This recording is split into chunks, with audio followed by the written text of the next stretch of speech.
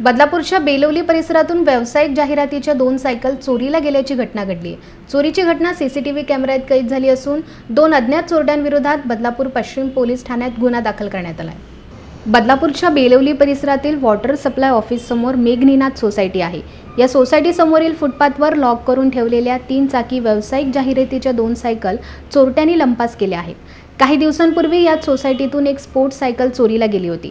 बदलापूर शहरात सायकल चोरांचा चांगलाच सुळसुळाट वाढल्याचं पाहायला मिळतंय। अगदी लहान मुलांच्या सायकलपासून स्पोर्ट्स सायकल, जाहिरातीच्या सायकल मिळेल तशा परिस्थितीत हे चोरटे घेऊन जात आहेत। मागील आठवड्यातच बदलापूर पश्चिम पोलिसांनी जवळपास 15 नागरिकांना त्यांच्या सायकल शोधून दिल्या आहेत।